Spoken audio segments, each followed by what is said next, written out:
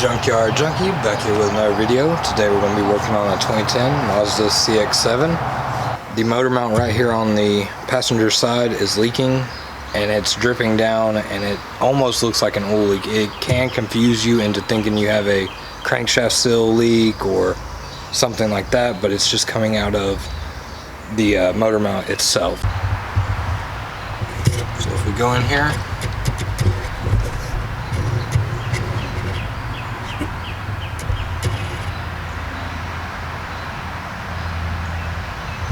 as you can see the fluid around it. If you leave that fluid there for a while, it will eventually drip down, and you'll think it's coming from somewhere else, but it's really coming from this motor mount. The motor mount itself has fluid in it to give it more cushion of a ride, so we're going to replace that here today. As you can see, it leaks pretty bad. This was just from one trip.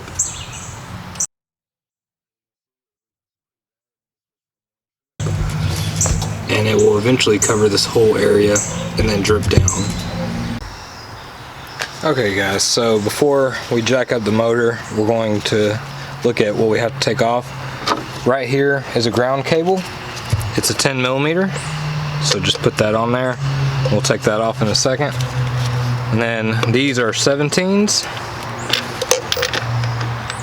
And then down here you have 3 more 17s holding it in.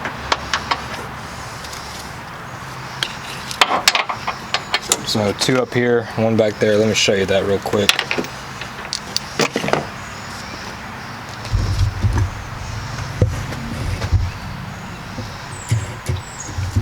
So you got the 1, 2,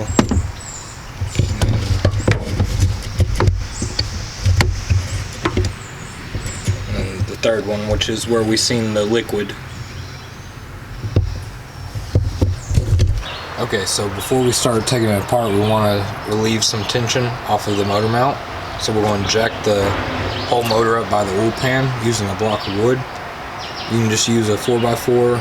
Today I got a piece of triangle shaped wood. As long as it's thick enough to hold up the motor. You don't want to go too crazy with it either. You don't want to like dent your oil pan.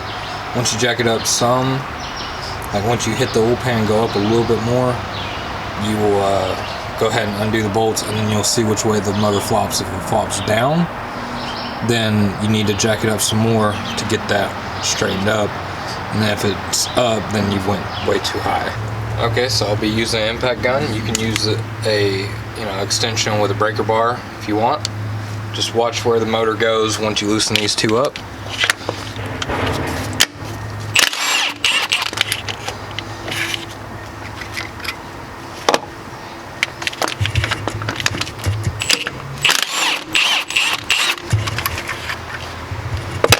As you can see, I don't know how well you saw that, but it lowered down just a little bit. So we'll jack it up just a tad. Alright. So now that way, because if you don't have it level, then this won't come off without taking these off. And if you ever need to take these studs off, they're E10 Torx or inverted Torx. If you ever cross thread them or for whatever reason. But now we'll take these 3 off down here. See if I can get a better shot for y'all. So we got 1, 2, and 3.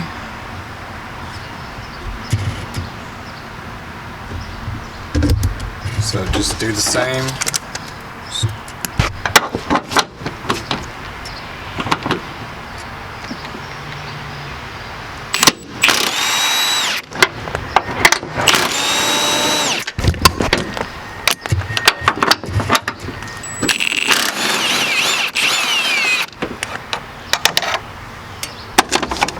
Okay, now we're just going to pull all those out. So just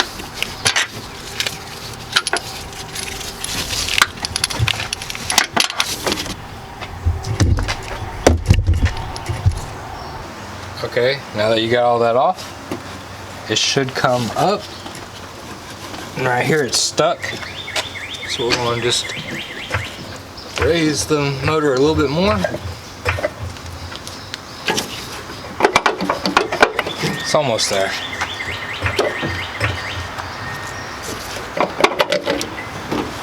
It'll come off. Okay, so if you flip it upside down, there's one more 17mm bolt that you will need to take off.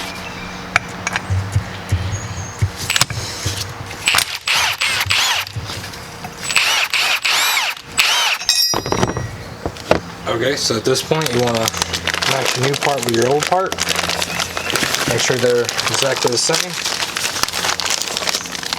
If you look here, they're identical. It's even got the place for the negative or ground. So we'll go ahead and stick this back on. As you can see, it's made to go one way.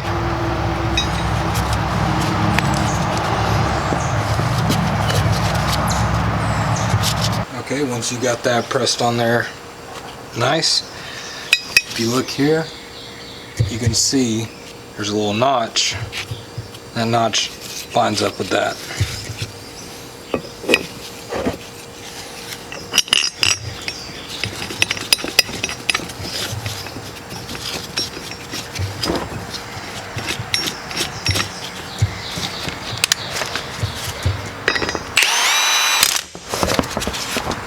There we go. Okay, now that you got your new one ready to go back on, it should be real easy. Just stick it back in there like before. Go ahead and slide it down through there. Now it may not line up right away. I'll show you that. You can see down here, it's not lined up. You'd have to go back a good bit to get it to line up, but we'll work on that in just a second. So we're going to go ahead and put the nuts back on first.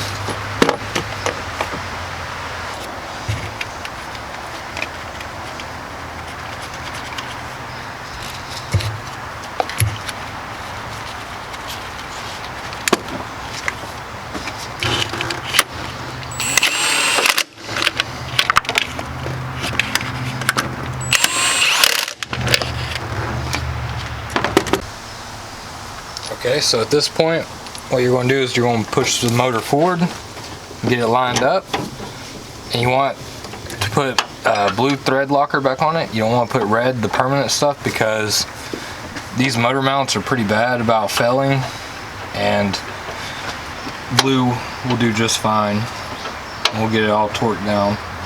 So once you get one started,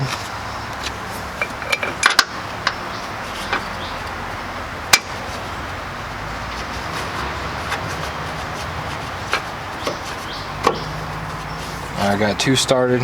Now the engine should stay where it is, and I'll show you how to apply blue thread locker for this third one because I didn't put it on the third one yet. Okay, so all you do is get your bolt, pour some out like that, and just put it down in there.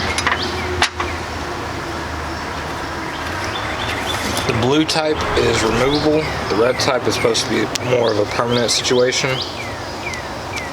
With enough force, anything will come out though. So we're just going to tighten those down.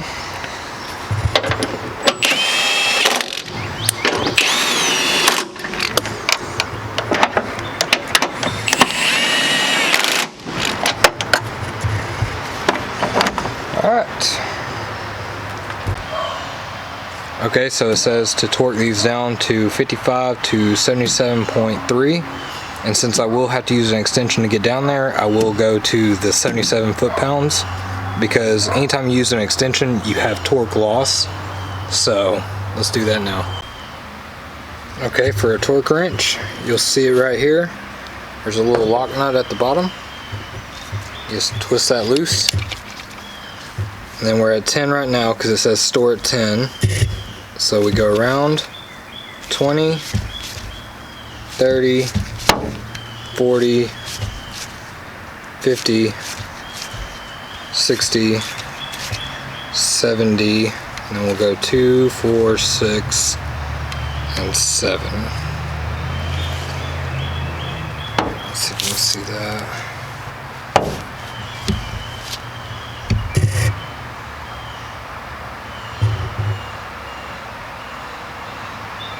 So we're at 77 foot-pounds. And we're going to jump to the other side.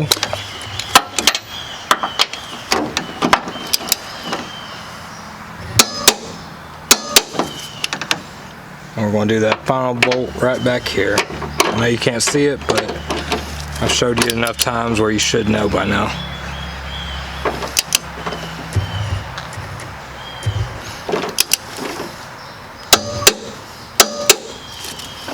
Alright. We'll do the same for these up here.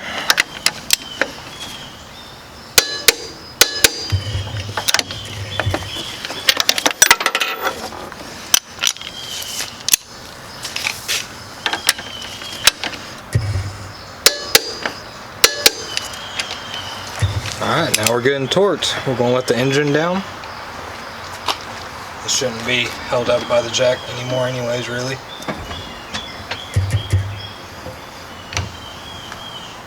Let's roll it out.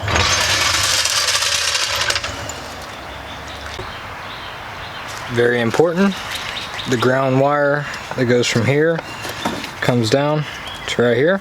You want to make sure you put it back with this little 10mm bolt.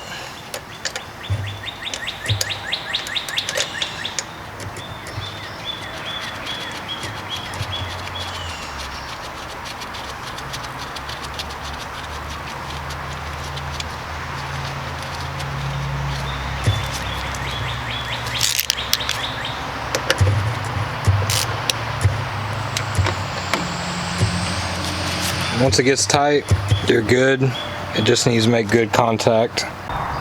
Okay, so now we're just going to start it up. Make sure the motor mount ain't wiggling too much or anything like that.